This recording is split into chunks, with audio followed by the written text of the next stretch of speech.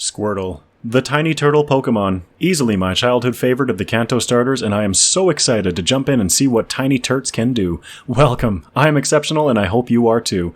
In this video I'll be playing through Pokemon FireRed using only a Squirtle. My rules will be outlined in the video description, but the most impactful rules are: I can only use my starter in battle, no items in trainer battles except held items, no glitches, exploits, or RNG manipulations, and accuracy moves aren't explicitly banned, but they will be avoided. Lastly, I will be playing these runs at 4 times game speed. Squirtle has a base stat total of 314. I don't understand why, but the Kanto starters don't start on an even playing field. Bulbasaur is the highest at 318, Charmander the lowest at 309, and Squirtle sitting comfortably in the middle at 314. Squirtle's stat breakdown is 44 in hit points, 48 in attack, and 50 in special attack. It's more defensively oriented with 65 in defense and 64 in special defense, but the lowest stat is only 43 in speed. Through level up, Squirtle learns a fairly cookie-cutter set of water and normal type moves, with the addition of Bite at level 18, giving us a dark type move and some type coverage.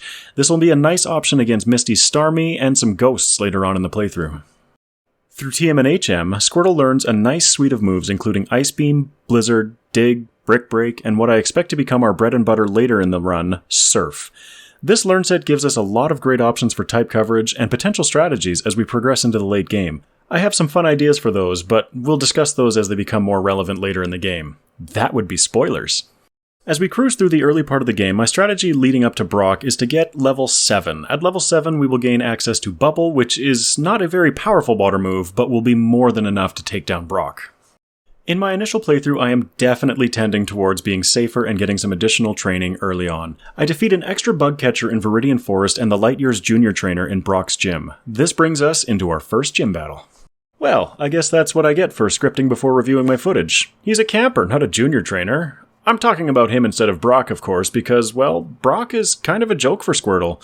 I have more levels than is necessary, and I blow Brock out of the water by spamming Bubble.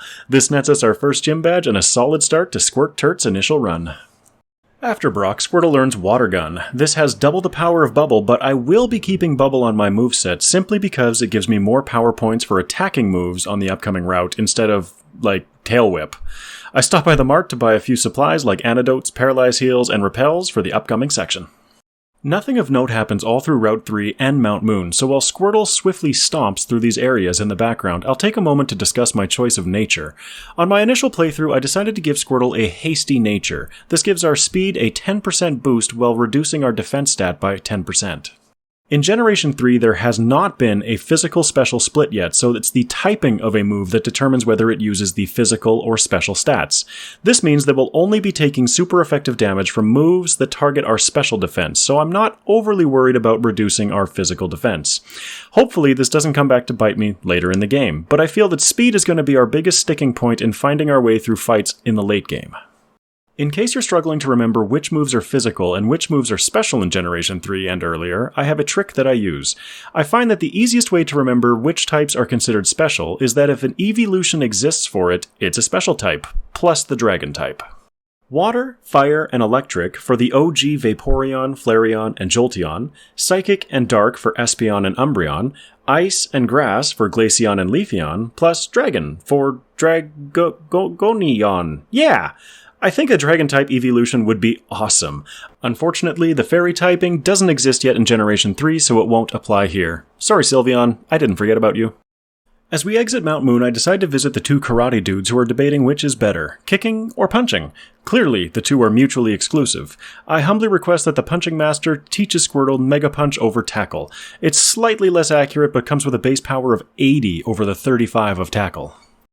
Coming into Cerulean City, I face the choice of trying to defeat either Misty at the gym or the rival before Nugget Bridge. Rival 2 is less scary with Squirtle than he was with Bulbasaur, but I still feel going into Misty is the better option right now. I clear the trainers in her gym for some extra experience and initiate my attempt to fight water with water. Before Mount Moon, right beside, or I guess left beside, the Pokemon Center on Route 4, I made sure to grab the hidden Persim Berry between the rocks. I equip it to Squirtle before starting the Misty battle in case her Water Pulse confuses me. Held items are scarce in FireRed and Leaf Green, so I'm finding I'm getting cleverer with my berry choices. Against Misty, I'm immediately grateful that I decided to equip the Person Berry. Turn 1, she hits a Water Pulse and confuses Turts, but we're too prepared and too determined to let that shake us up. Mega Punch does a decent amount of damage, and then we take it out with a follow-up Bite. Starmie comes out, outspeeds us, and we land a big critical hit bite, taking it into deep red. This is really good information, as we now know that we will not move first, and it will take 3 shots to defeat it. Starmie continues its beatdown with Swift, and we take our first loss. Alright, well that was a little discouraging, but maybe with another attempt or two we can defeat their Starmie. Mega Punch is definitely doing more damage than Bite, but it looks like a combination of the two will knock out Staryu. Biting first is advantageous as it has a 30% chance of flinching. I stubbornly keep biting, however, and take the Staryu down with about 2/3 of my HP remaining. Starmie enters the battle and lets us know that we are not ready yet. It takes us down in 2 Swifts, when without a crit we would need 3 bites to defeat it.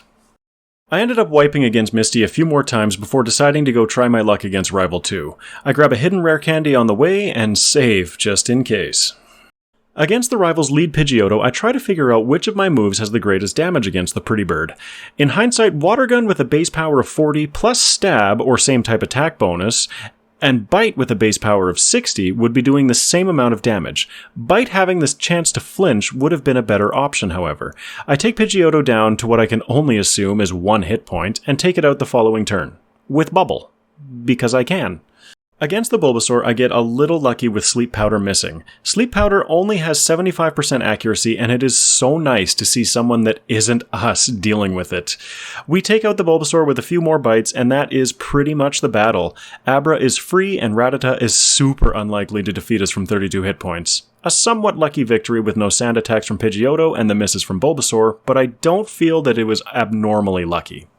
Squirtle swoops through Nugget Bridge and the route leading to Bill's house. This time I skip the camp regarding TM43's secret power, as with Mega Punch on our side and the rarity with which we're using it considered, I don't feel secret power is necessary.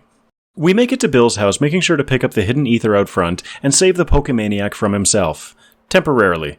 I swear every time I encounter this guy he's having some kind of problem. We get the SS Anne ticket and head back to Misty with a few extra levels. Squirtle is now level 25, and I feel like that's going to be enough to net us the second badge. I waste some time setting up the picture-perfect save screen before saving and entering the battle. This time is wasted solely for my own compulsions and therefore is 100% necessary. We come into the fight with renewed hope for victory. Bite is now doing half to Staryu, and in response it hardens. This has no effect, as it increases Staryu's physical defense, and in Generation 3, Bite is a special move. Somehow. We take it down with another Bite, taking us into Starmie at full health. Bite is doing over half to Starmie, as it's Psychic Water type and weak to the Dark type Bite. It responds with Swift, which tickles a little bit, and on the next round it seems that at level 25 we're actually speed tied with the Starmie. Interesting, but not overly relevant, as we take down the Psychic Starfish with another Bite. Badge 2 is ours, and we're off to Vermilion City. On Route 5 south of Cerulean, I once again catch my army of Meowths and a Pidgey as a cheerleader that's capable of flying us places later. I'm not overly sure of how useful Hidden Power will be for Squirtle, as it already has such amazing type coverage on its own, but for an initial playthrough I figure it's better safe than sorry. After the underground tunnel, affectionately known as 5-6, I make sure to pick up the hidden rare candy and citrus berry. Surge is coming up, and as we're running towards the SS Anne, I'm considering which berry to bring into battle against him. Cherry to cure paralysis, or citrus to restore health. On the SS Anne, I grab a few extra items than I did with Bulbasaur. This includes an ether in the third room from the right on the lower floor, and TM44 rest in the fourth room. With Squirtle being more defensive, I feel this move will have a larger part in our strategy later. If you noticed a big jump in the timer while picking up those items, it's because of a nasty reset I had after being poisoned and taken down by the Tentacool while picking up Rest, which sent me all the way back to before our victory with Misty. Note to self, save more often.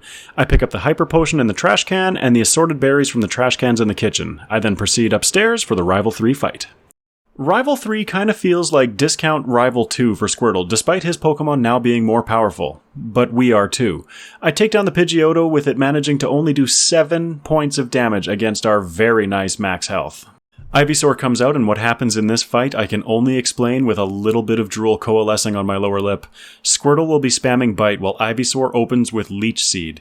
The Ivysaur then flinches 3 times in a row while Leech Seed punishes Squirtle for taking so long. 3 flinches in a row is a result that would only happen 2.7% of the time, but hey, I'll take it. Raticate comes out, and given that we are below 1/3 of our max HP, we are in torrent range, so it has no chance. Kadabra comes out, outspeeds, and takes down Squirtle with confusion.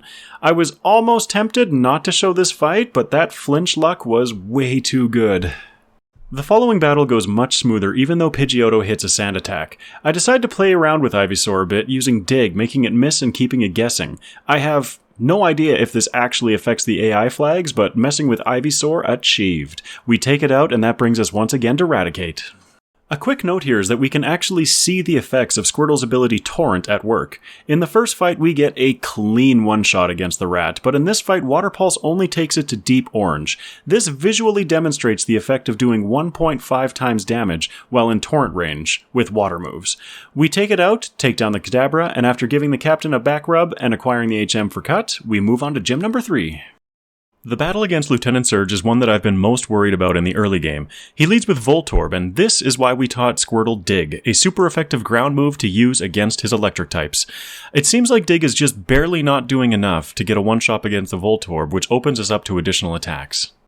Against the Pikachu, I decide to go with Water Pulse. Pikachu has awful defensive stats and obviously goes down in one shot. Raichu is next, and Squirtle hits Dig, bringing it into Red Bar. Unfortunately, Raichu has started setting up Double Team, which results in my second Dig missing. This seals the battle for Squirtle, and we have our first reset against Lieutenant Surge. I'm struggling to decide whether to use Dig or Water Pulse. Dig will likely do more damage, but also has the drawback of being a physical move. Against all of Surge's Pokemon, any move that makes physical contact has a 30% chance to paralyze Squirtle due to their ability Static. Given that I don't do enough damage with Dig to one-shot, I'm beginning to think that Water Pulse would have been a better strategy. Either way, I managed to get a successful battle on my second attempt. I take my notes for my follow-up playthrough and move on to the next section of the game. Oh, and by the way, in my Surge attempts I was holding a Cherry Berry, even though it didn't end up being used. A Citrus Berry may have allowed for success in our first attempt, but since this is our only Citrus Berry that we get access to, I don't want to use it frivolously. I make my way through Route 9, Route 10, and Rock Tunnel without any battles really standing in my way. I do, however, take another reset in this section against poison damage. Again! And now I know that when I'm not using a specific berry for a battle, I will always have a Pecha equipped. Man, that's annoying. We enter the mid-game and do the typical chores. I make my way to Celadon immediately and pick up some useful items including the ether behind the department store, hidden PP up in the little nook, tea from the lady in Celadon Mansion, and do a little bit of shopping. For my vitamin choices, I will be focusing on calcium for special attack, and then carbos for speed, and then splitting the remaining vitamins between my defensive stats. In Rock Tunnel, Squirtle learned Rain Dance, which I elected to teach over Water Gun. The Pew Pew water move has served us well up to this point, but with only 40 base power, its usefulness is undoubtedly diminishing as we begin to face tougher opponents. I proceed into the Rocket Hideout as I want to gain access to Silphco as early as possible to optimize my vitamin usage. Silph is littered with high-value items and vitamins. We clear the hideout without a hitch and we're off to Pokemon Tower and our next rival encounter. Rival 4, like all rival fights in FireRed, has plenty of potential to take down Squirtle, which happens.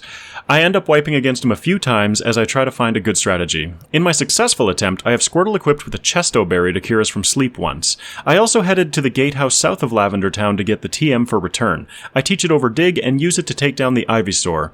Up to this point, I've been struggling with sleep tactics, but this time Ivysaur uses Poison Powder, almost taking out our Squirtle as we take out his remaining Pokemon. A little shaky, but this was my first attempt with the new strategy. I clear out the remainder of Pokemon Tower, skipping everything except the mandatory trainers. This is playing into my EV strategy. I plan on clearing as much of Silph as possible to maximize my vitamin usage before coming back to Pokemon Tower to gain as many additional special attack EVs from the Ghastly and Haunters in here. In my planning, it became clear that FireRed does not exactly favor special attacking Pokemon, as even routes that provide some special attack EVs are also saturated with a much higher number of attack EVs, which are pretty useless for our Squirtle. The fishermen to the south of Lavender, for instance, provide special attack EVs through Horsey and Seadra, but the trainers also have Pokemon like Goldeen, which provide attack EVs. I instead tried to base my training around finding speed EVs and relying on vitamins to buff my special attack the most. But that's another change that will have to wait for my follow-up playthrough. In Sylph, I'm beginning to establish a decent route for item collection. Obviously not perfect yet, but I am always happy to keep learning and improving. I start by collecting the card key and then warp up to the 9th floor to gain access to the free healing bed. On 9F, I pick up the hidden max potion by the boxes and the hidden calcium in the right bush north of the beds. On 10F, I pick up the hidden HP up in the plant in the northeast room, and then grab Carbos and rare candy in this storage room. The final item in here is an Ultra Ball, which would only be worth about 600 Pokédollars to us, so I opt to ignore it. With another jump on the timer because of my carelessness leading to another reset, we grab the zinc from 11F. Moving down to 8F, I grab the iron, and in the same room, the hidden nugget in the north plant. On 7F, I grab the hidden zinc from the south plant in the northeast room, and TM08 bulk up. I then mosey on down to the southwest room and grab the calcium on the floor, making sure to avoid this trainer. He can mess up Squirtle pretty easily at this level. On 6F, I grab the hidden Carbos from the left plant in the northwest room, and the HP up from the storage room directly south. I think the other item in here is an X accuracy. I'm not 100% sure, but I do know that it isn't worth anything to us but a few Pokédollars. With another jump on the timer because of an unlucky reset, we're back on 5F. I grab the hidden PP up from the northeast plant in the central room. I'll note that in the same room in the south plant there is a hidden elixir that I forget to get on this playthrough, and then on 4F I grab the hidden iron from the plant in the southeast corner, and TM41 Torment from the table. On 3F, I've learned my lesson and now save before every single trainer. I grab the hidden protein from the middle plant in the southeast corner and the hyper potion in the room next to the warp pad that takes us to Rival 5. As I've been gathering items through Sylph, I've been debating challenging Rival 5. I elect to skip him for now as there's a TM that I desperately want before facing him.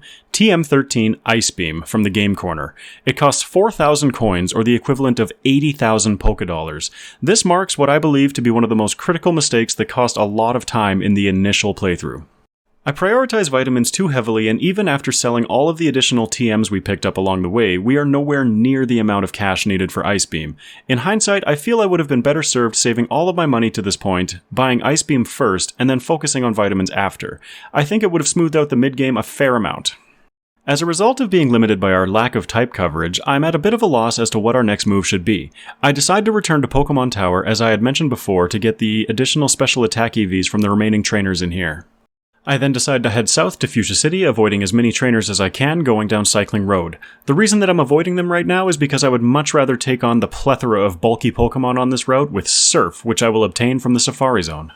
In the Safari Zone, I use a Repel and start grabbing items like it's going out of style. We need to get so much additional money in a short period of time, and I'm getting kinda worried about it. I considered the Amulet coin, but that is obtained from one of Professor Oak's aides with a Pokédex total of 40 captured species. I don't think that's worth the time investment. I grab as many items through the Safari Zone as I can without going over my step counter. And of course, I grab the Gold Teeth and most importantly, HM3 Surf. This is a massive upgrade for Squirtle's arsenal with a base power of 142 including stab or same type attack bonus. I also teach our hidden power finally, though I don't know why I waited this long. With our moveset upgraded, I decide to test my luck against Koga's gym. I clear all of the trainers in the gym, being a little careful, as when we enter the gym we're only level 44, only 6 levels above the Hypno on the second trainer that I face. I prepare for Koga by equipping a Pecha Berry to slightly stall out any of his poison tactics. I begin the fight using Rain Dance to boost our water-type moves. Coughing goes down in one shot after using a Sludge to minimal effect. This is good news so far. Against Muck, it looks like Surf is doing enough damage to 2-shot. That is, if I could hit the darn thing after it uses Minimize. Muck takes Squirtle down to 1 hit point. This is a double-edged sword. With our HP so low, we are both dealing more damage with Surf because of Torrent, but also incredibly vulnerable should we not one-shot the Weezing. Coughing goes down with 1 Surf as expected. I go to roll the damage dice against the Weezing and... oh no, I'm out of power points for Surf? Well, shucks. I go to bite, hoping for a flinch, don't get it, and Weezing tackles, taking down Squirtle. It's little moments like this that fill me with determination to improve my overall play, which includes tracking my PP more effectively. On the second attempt, I follow the same strategy, this time hoping that I don't miss as many Surfs. That was pretty bad luck in the last fight. Coughing hits a smoke screen, diminishing our accuracy, but goes down once again to Surf. Muck sets up Minimize again, but both of our Surfs end up connecting this time, taking it down while Squirtle is still at full hit points. Coughing is free, and we're back to Weezing. The rain stops, but even without it, we deal over half to the Weezing. It strikes back with Sludge Bomb, taking us to just over 1/3 HP. On the next round, we take it down and secure the Soul Badge. After defeating Koga, I go to clear out all of the remaining trainers on Cycling Road. Before doing so, I sell all of the items that I have collected so far to see how much money we've gained. Unfortunately, with everything we've acquired up to this point, we only have enough money to bring us to 2,500 coins. Oof, this is gonna take a minute. 1,500 to go. The fighting dojo is next as we continue pursuing money and experience. And for a nice pause in the action, please take a moment to enjoy my shenanigans as I sit here trying to select a fly location at 4 times game speed. I decide to bite the bullet and attempt Rival 5. We are now level 51 and I don't want to spend the next 20 minutes grinding. We foolishly don't save and rush right into the battle. I will also mention that for Squirtle, I did choose the electric type hidden power. I was initially going to give it HP Psychic, but felt that the Lorelei fight was already going to be a slog, as is, with her bulky water types that won't do much damage to me, and I will not be doing much damage to them. Against the Pidgeot, we open with Hidden Power. It strikes back with Wing Attack for not a lot, and I decide that I should set up the rain. We take it down on the following turn. Venusaur is the entire reason that I've been wanting Ice Beam before attempting this battle. Even our rain-boosted Surf looks like it's doing maybe a quarter. Our next Surf takes it down to less than a third? Huh? I mean, sure. Venusaur continues to miss with Sleep Powder, and we take it down. Wow, I didn't see that coming. Gyarados comes out and HP Electric with a crit absolutely obliterates it. Growlithe is no threat at all and falls to Surf. And oh right, Alakazam. This thing might actually pose a bit of a problem for us. But not this day! We outspeed hitting a big Surf, it sets up Calm Mind, and that's an easy first attempt for Rival 5. Alright, so that fight was fairly lucky, but I have the information that I need for my follow-up playthrough. I defeat the final rocket and Giovanni falls without Squirtle batting an eye. I will also show that I use the PC in the President's Room to swap out one of our Meowths for Lapras. I can also use this to heal my Squirtle by dropping him into the box and retrieving him. I forget to do it in this run, but I can use that trick in future runs.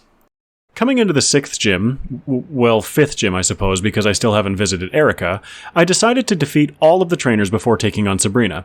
This is in the hopes of eking out the last few special attack EVs that I can get unless I'm already capped. I have no way of checking this in-game, so I'm going off my best guess. I top off Squirtle's health, equip a Person Berry in case of confusion, and it's Sabrina time. Sabrina is another straightforward fight for Squirtle. I take a second to decide whether Weather is better to set up now or later. Weather lasts for 5 turns, so I decide Weather can wait for Weather bite one-shots or not. Weather! English is so fun! I take out the Kadabra in a single bite. Mr. Mime is next, and I set up Rain Dance, now hoping it'll last through till the end of the fight. Mr. Mime likes setting up Barrier, so we take it out with our next turn and Surf. Venomoth comes out, and for no reason whatsoever, I choose HP Electric instead of Surf. Even with a crit, it doesn't one-shot, and Venomoth hits Supersonic, confusing us. Good thing I had that Person Berry to correct confusion, both my Squirtle's and my own. I finally choose the correct move and take it out with Surf. Sabrina's Ace Alakazam comes out, and the rain ends. No! But it gets a crit with Psychic, bringing Squirtle well into Torrent range, and we get a clean one-shot with Surf. This is one of those rare fights where my messing up still didn't matter because I was well prepared. We claim the Marsh badge, and it's back to Celadon. First things first, I stop by the Mart and sell everything that I'm willing to part with. This puts our Poké money just over 32,000, and we can now afford to go to the game corner, buy our final 1,500 coins, and phew, at last, I pop over next door and buy TM13 Ice Beam. I teach it immediately to Squirtle, and at this level, Erica would already be easy, but with Ice Beam on my side, piece of cake. Frosted cake. I clear a couple extra trainers in Erica's gym, targeting the trainers with the Oddish line and Bulbasaur line as they give special attack EVs. Just in case. I'm barely discussing this Erica fight because I don't think anybody is surprised that 3 Ice Beams take her out. We claim the Rainbow Badge and set Squirtle's saddle to swiftly swim and sweep our way to Cinnabar Island. I defeat a couple of extra trainers on the way south from Pallet Town and quickly run through Cinnabar Mansion, gathering a couple of extra items. I grab the hidden rare candy and then proceed to the basement. In the basement, I pick up TM14 Blizzard before grabbing the secret key because it just may have a part to play later in my master plan. I clear every trainer in Blaine's gym as they're all easy fodder against the power of my tremendous tiny turtle Surfs. I'm still gathering experience at this point because I know that with the Elite Four looming and Rival 6 being the gatekeeper to Victory Road, I have some potentially tough challenges ahead. My final gym leaders Blaine and Giovanni, however, are not among those tough challenges. I make sure to equip a Rostberry for a little extra security, but as long as we outspeed everything, I foresee one-shots aplenty. Blaine's lead Growlithe hits the field, and I consider the only move that could approach a strategy in this fight, Rain Dance. I then take out the Growlithe without turning the sprinklers on. I'm still not entirely sure that Rain Dance is necessary, but why not? If it's worth doing, it's worth overdoing. I turn the sprinklers on, and I take out Ponyta with Surf. I'm sure you've already guessed where this is going. Rapidash, one-shot. Let's see now. Arcanine plus Surf times Rain times Stab times 2 times Type Effectiveness. Oh, multiply by Crit equals... Oh, did I get caught up in the math again? I'm sorry, it's a one-shot. I stifle a laugh as I saunter out of the gym with my Volcano badge in hand. For the sake of brevity, let's just skip right to the Giovanni fight. I do clear every trainer in the gym for experience, bringing Squirtle to level 61. Giovanni begins to mirror Blaine as I take out his lead with a single Ice Beam. Squirtle outspeeds and surfs Dugtrio away. Nidoqueen is next, and she's the one that I'm least likely to one-shot, but I still do. Nidoking comes out, and wouldn't you know it, one-shot. Giovanni's ace Rhyhorn? Why Rhyhorn? It's so bad. This is the final Pokemon of the Gym Challenge in Kanto. Shame on you, evil corporate leader. Do better. I easily secure my 8th badge, and after what is essentially a gigantic training montage leading up to this point, we're ready to take on Squirtle's final tests. Rival 6 always feels like a good preview of what's to come in the champion fight. I lead with Ice Beam, and it seems like I'm outspeeding the Pidgeot right now, which is very nice. It takes Pidgeot into deep red health, and it strikes back with a critical wing attack. I decide to set up Rain while Pidgeot continues its assault. I finish it off with Ice Beam. I take a deep breath as Venusaur comes out. This is the make-or-break Pokemon of the Rivals team. It looks like I'm outspeeding and doing about half with Ice Beam. This isn't enough though, as Venusaur hits Razor Leaf, ending Squirtle's dominant performance in the last section. I try again, and this time I elect to not set up Rain Dance against the Pidgeot. Taking too much damage before Venusaur is way too risky. I take it out with Ice Beam and a follow-up HP Electric, while it only does about a fifth. Venusaur comes out, and oh boy, that was definitely not half of its health. The good news is we can survive one Razor Leaf with health to spare. I Ice Beam a second time, hoping for either a crit or a freeze, but come up short. Venusaur takes us down again. I'm feeling like we're in a decent position with this fight, but I just need a little bit more of an edge. I decide to go train in the water around Cinnabar Island to hit level 63 and get over the next damage rounding threshold. Alright, so Gen 3 damage calculations are a little bit absurd, but I'm going to try my best to break it down. I'll show the equation on screen and then run through an example of my Squirtle's Ice Beam versus the rival's Venusaur. I've created a quick and dirty Google Sheets document to hopefully make it easier to follow along. Keeping with basic math principles, we're going to follow our order of operations. PEMDAS.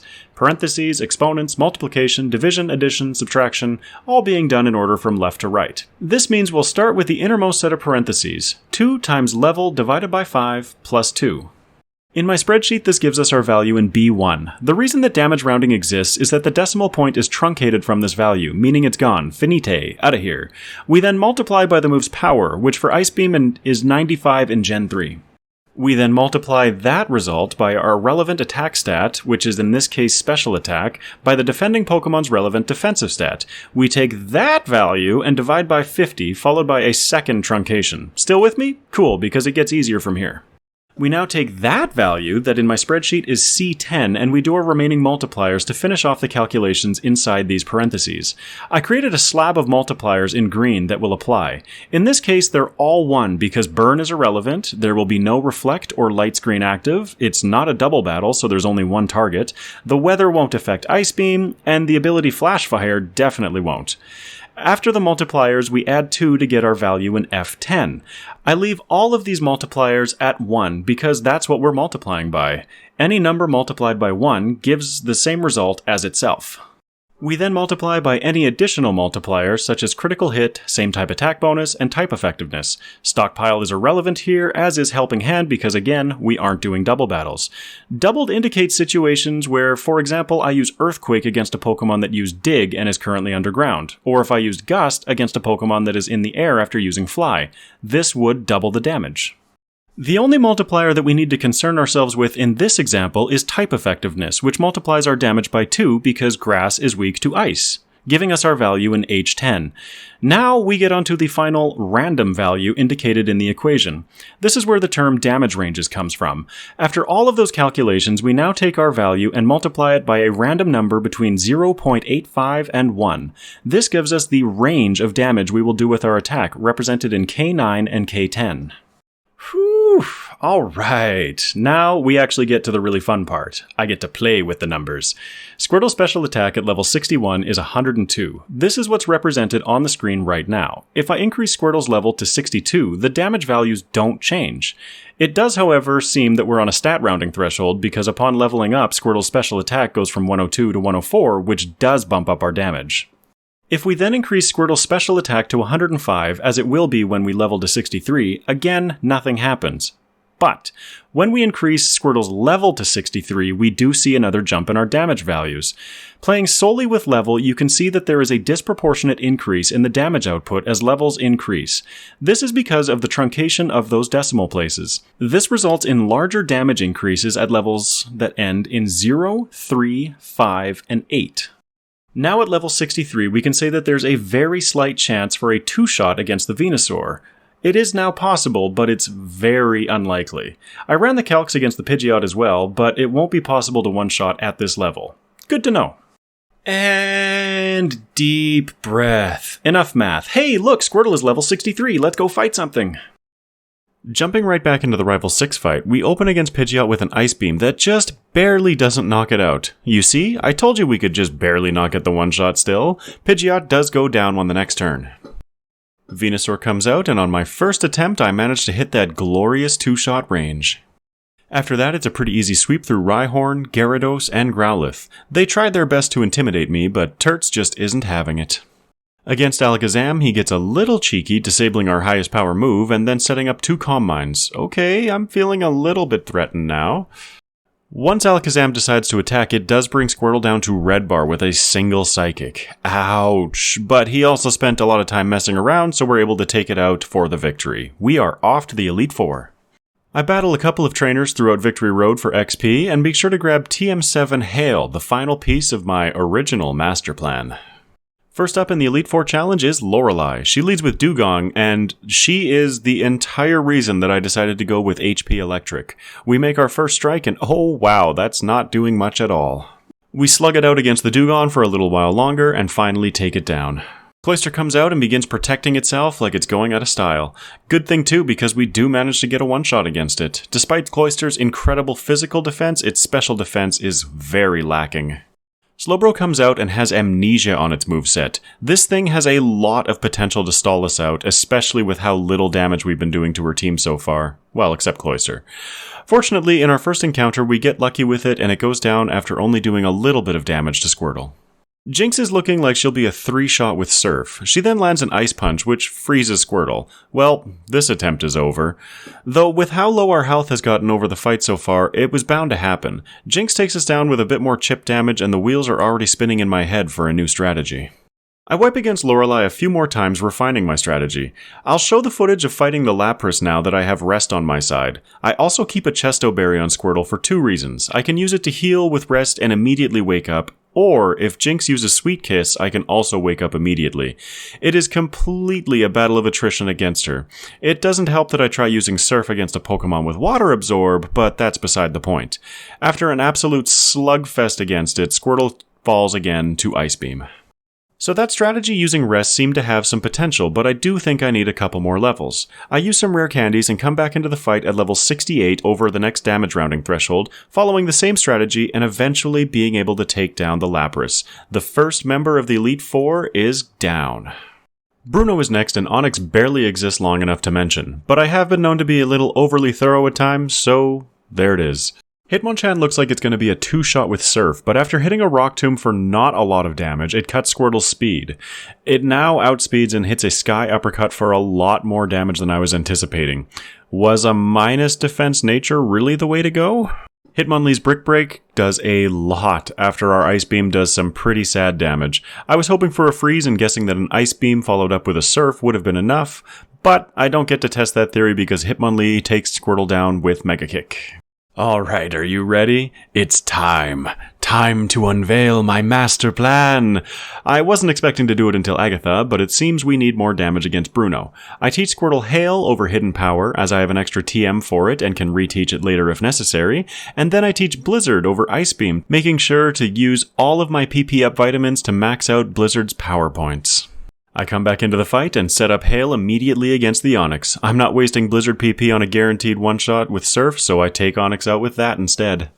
Hitmonchan comes out and it's time to see how much our new moveset is going to do for us. My whole idea is that while the weather is set to hail, Blizzard has a 100% accuracy... What? Oh, that's not a thing until Gen 5. And with a single Google search, my whole master plan falls apart. Son of a gun.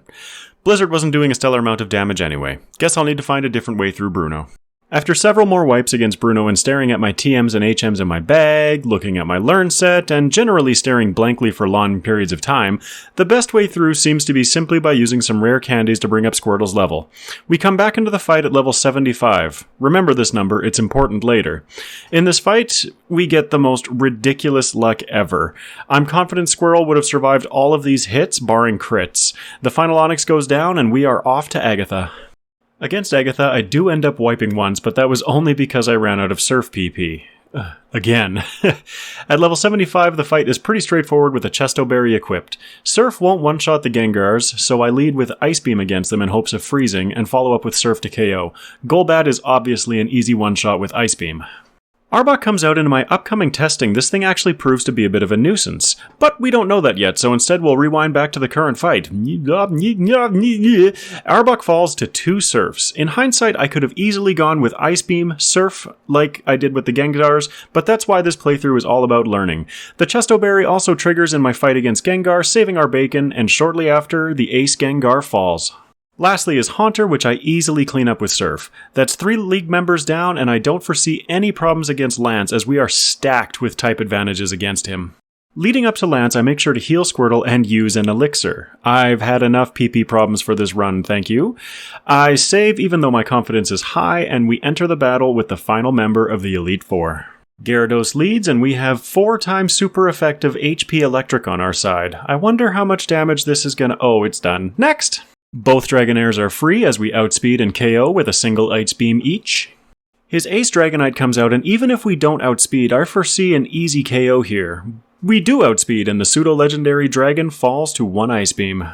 Lastly, Lance sends out Aerodactyl, and we can have our choice of super effective moves here. HP Electric has an effective power of 140, Ice Beam with an effective power of 190, and Surf with an effective power of 285. Wing Attack tickles a little bit, and we wash Aerodactyl away with Surf, sealing our league challenge. But wait, there's more!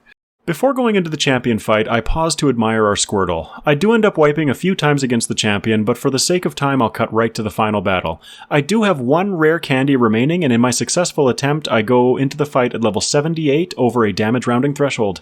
My strategy here is fairly straightforward. Survive. Pidgeot leads and falls to a single Ice Beam. The crit did matter, as even with a max range we're only doing about 85% to it, but a crit avoids potential sand attacks, so huzzah! Venusaur comes out, and this is absolutely beautiful. As long as I can outspeed and 2-shot it, the Venusaur poses no threat because its best move against Squirtle is Solar Beam, which it takes a turn to set up. Venusaur goes down. Against Alakazam, I'm going once again for Ice Beam, followed by Surf.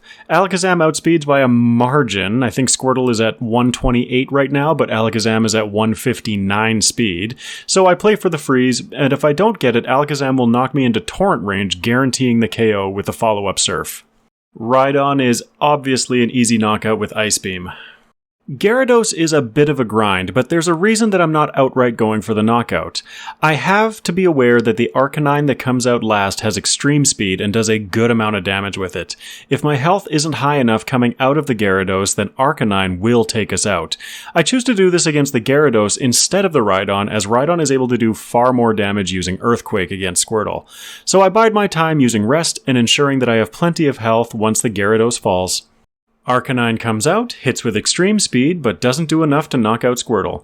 In Torrent range, Surf's effective power becomes 427, so Arcanine has no shot.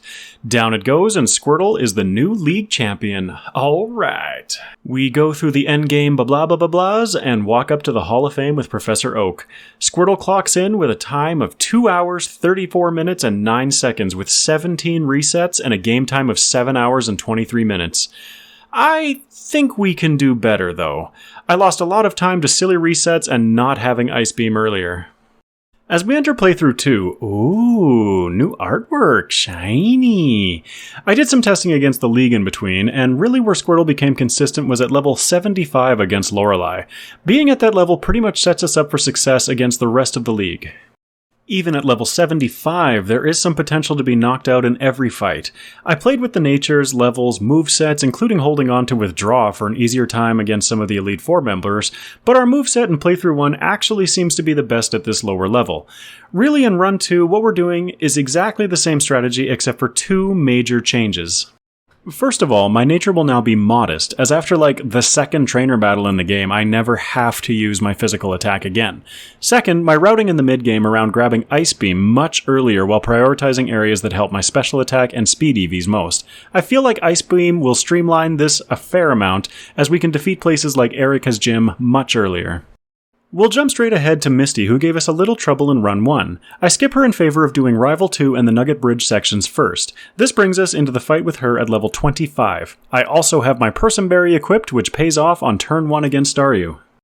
Staryu falls with ease, and Starmie comes out to try its luck against our buff Tiny Turtle. It can't accomplish much as our defense stat isn't reduced by our nature this time, and we're off to Surge.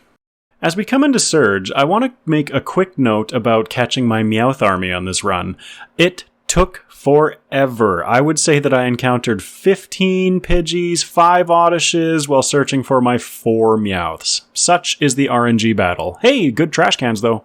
In my first run, I feel like my fight against Surge was a little deceptive. With our lowered attack stat, Dig is no longer getting the one-shots, as well as I think I'm a slightly lower level. We actually end up wiping 3 times to Surge before I pack it in and move on with the game. I can come back for him in a little bit. Well, a little bit for me, less than half a minute for you. I have now progressed through Rock Tunnel and have just finished clearing the rocket hideout beneath the game corner. I have usually stopped to buy some vitamins at this point in the game, but have been saving as much money as I can. That's also why I've been picking up extra items like the Psychic TM that I know I can't learn. Surge is barely worth discussing at this level though. I use the T to gain access to Saffron and come directly back south to Vermilion. I save in front of him and still make sure to have a Cherry Berry equipped, but why? I even set up Rain Dance because even though I won't admit it, I'm still slightly scared of Surge. Oh, I guess that's why. We reset against him at level 37. Okay, so now 4 total resets against Surge. That's a little embarrassing. I don't set up Rain Dance this time, which results in not knocking Raichu into heal range, which results in taking down the Electric Mouse. 3 badges, we're moving on. I do some additional training in preparation for Rival 4 in Pokemon Tower. I won't be using Return this time as my attack stat is reduced. Instead, I enter the fight at level 40 over a damage rounding threshold.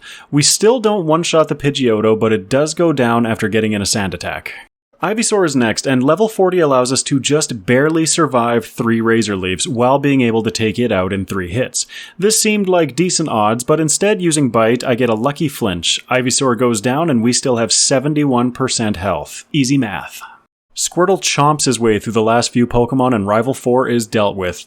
This time I'm going to stay in the tower to clear out every single trainer instead of coming back later. My goal is then to get down to Fuchsia ASAP to get access to Surf. And whoops, did I get distracted? Turns out I have 80,322 Pokédollars, giving us just enough to afford Ice Beam. Guess that's where I'm heading next. I grab the coin case and then buy the necessary coins. There are, I think, 260 coins scattered around the game corner as hidden items, but I feel like collecting these would result in a net loss of time, as to get the 4,000 coins exactly, I'd have to buy the final coins in lots of 50 instead of lots of 500, creating more menuing. With Ice Beam on our side and now being a stone's throw away from Erica's gym, I decide to challenge her. I clear all of the trainers inside of her gym, and her fight is so easy that I use Bite against Tangela for the flex. Squirtle's getting hungry after all the hard work he's put in so far, and he didn't get a chance to eat his cherry berry. He must have figured Tangela was zucchini noodles or something. I then clear the Safari Zone, making sure to grab all of the items as we still have vitamins to buy. I then clear all of the trainers in Koga's gym, bringing us to Koga himself. The fight goes exactly like it did before, but this time we're slightly higher level, so there's less danger. I set up Rain Dance against the Muck before taking it out. The first coughing went down without the rain, so this outcome is pretty clear, and I just barely don't get the one-shot against the wheezing while it poisons me. My Pecha Berry takes care of that handily, and we take it out after Koga heals wheezing to full. I guess we got a really bad range on the first one.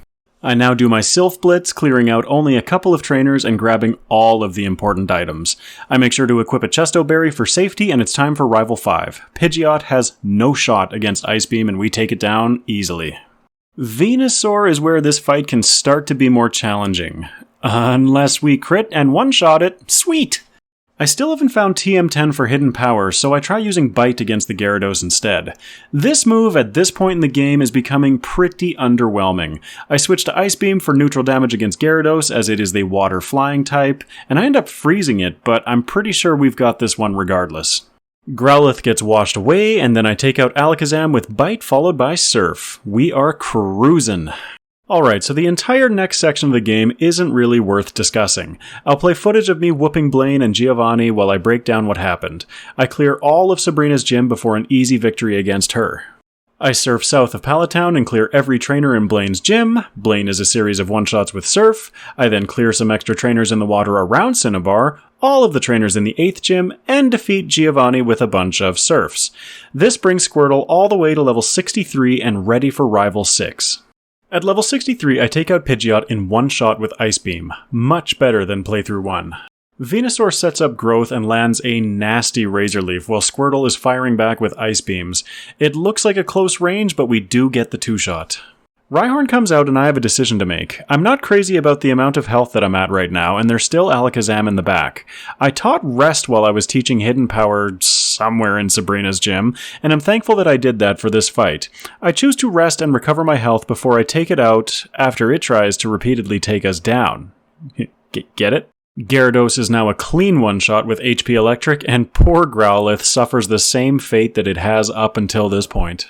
Alakazam comes out with a clutch disable, making Squirtle fail to move on turn 1. With top-level play like that, Squirtle ends up falling to Psychic. Another reset. Unfortunately, I was overly confident going into Rival 6, so this reset puts us back past just before Giovanni. An unfortunate time loss, but not too horrible. We once again take out Pidgeot with Ice Beam. Venusaur is going all-out offense this time and brings Squirtle all the way down to 2 hit points after 2 Razor Leafs. Glad I bought those extra Zinks. We take it down with 2 Ice Beams. This time there is no decision to be made. I must heal against the Rhyhorn. It ends up getting a crit against us, so I make sure to rest a second time to bring us into the rest of the fight with more health. Against the Gyarados, I actually decide to heal up even more. It seems intent on spamming Hydro Pump, which isn't doing much to Squirtle, so I take it down with around 80% health. Much better. Growlithe! This time Alakazam sets up with Calm Mind turn 1. I do about half with Surf, but after that setup, I decide to use Ice Beam for a chance to freeze as I'm not confident in Surf's range getting the kill. Turns out I was outplaying Disable strats, totally on purpose. Squirtle takes down Alakazam, and we are off to the league. Alright, and we're into Victory Road. Let's just solve this puzzle really quick, and never mind. Okay, let's teach Lapras Strength real quick, and never mind. I forgot to go back to the Warden. No, so frustrating. Okay, last unnecessary time loss behind us, and let's get into the league. Before I go in, I make sure to level Squirtle all the way up to 75 with rare candies as per our testing. Lorelei starts by summoning some hail, which I am still not cringing about with my Blizzard Master Plan from last run. We take down the Dugong in 2 HP Electrics. Cloyster protects itself, and this is only delaying the inevitable. Pow! One shot! Slowbro takes a couple of extra hits, A because it's more tanky, and B because Lorelei uses a full restore. Most of the damage Squirtle has actually taken to this point has been from hail. Slowbro then also goes down without any incident. Jinx misses a lovely kiss, which wouldn't have mattered if it did hit because I still have my Chesto Berry equipped. 2 Surfs handle her and we are on to the Ace Lapras. I struggle a little bit finding the right combination of moves to not trigger healing items. I decide to play it super safe and rest a couple of times because I am determined to not wipe in this Elite Four. Lapras finally falls and the first Elite is no more. Bruno is number 2. and leads with Onix. I equipped Squirtle with that citrus berry that I haven't used up until this point for some extra safety. Ice Beam does something that isn't unexpected. One shot! Hitmonchan is out next, and I goof my strategy going for Surf first instead of Ice Beam. It does manage to drop my speed, but I'm still feeling confident about this fight. I then take it out with Ice Beam. Hitmonlee finally demonstrates why I go for Ice Beam first. We get a freeze turn 1 after it misses a Mega Kick, and that guarantees its defeat. Machamp is the last scary Pokemon on Bruno's team. It comes out hitting a massive Cross Chop while we fire back with a Surf that doesn't get the KO. If that thing hits another Cross Chop, we are done for. But not this day. He misses and Squirtle takes down Machamp for the victory. Oh, well, I guess there's still a second Onix, but no. Agatha time. Gengar comes out and we see the strangest turn of events. It uses Double Team as expected and we hit with Ice Beam and we get the freeze. But on the next turn, it instantly thaws and confuses Squirtle. But Squirtle is just too determined to be confused right now and takes it out with Surf. Squirtle, through sheer force of will, breaks free of confusion and takes out Golbat after dodging an air cutter. Squirtle, you monster! Arbok comes out and it's time for the old Ice Beam Surf 1-2 punch combo. It lowers our defense, which can be a little scary though coming into the last Gengar. The Ace Gengar does know Sludge Bomb, which can put some pain on Squirtle, especially with our defenses lowered. Instead though, it misses Hypnosis as we pew-pew with Ice Beam. It then connects with Hypnosis, but chowing down on our Chesto Berry, Squirtle isn't phased, and we take it down with Surf. Her final team member Haunter gets washed out of here, and we are 3 out of 4 in our league challenge at just under an hour and 50 minutes. Okay, don't rush, just stay focused. Lance with Squirtle is so easy. It's just a series of one-shots. Gyarados, HP Electric, Dragonairs 1 and 2, Ice Beam, Dragonite, Ice Beam, Aerodactyl, Surf. Easy. This levels Squirtle to 77 and sets us up to use our last 3 rare candies and enter the champion fight at level 80. Let's do it. Alright, shaking it out as we come into the champion battle. We start off against Pidgeot and ouch! That range! We just barely don't take it out with Ice Beam, allowing it to land a sand attack. No big deal, as on the following turn we do get the one-shot. Venusaur comes out and we hit our first Ice Beam while it sets up Growth.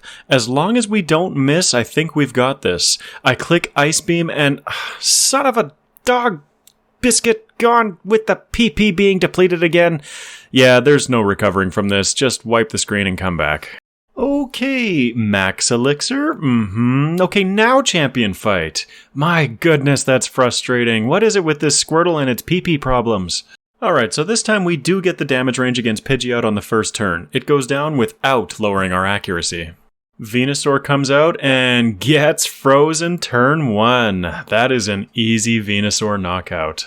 Alakazam hits a Psychic while Squirtle fires back with Ice Beam. Okay, these ranges all look good so far. Alakazam connects with a second Psychic, taking us well into Torrent range, guaranteeing the following Surf to knock it out.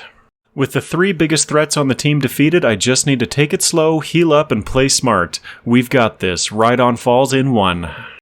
Gyarados hits the field, and we start our healing. It looks like I forgot to equip my Chesto Berry in this fight, but I don't think it's going to make a difference. I just need to be patient and wait for our opportunity. I finally decide to go for the KO and take on Arcanine with 77 health. I'm confident I'll survive 1 extreme speed.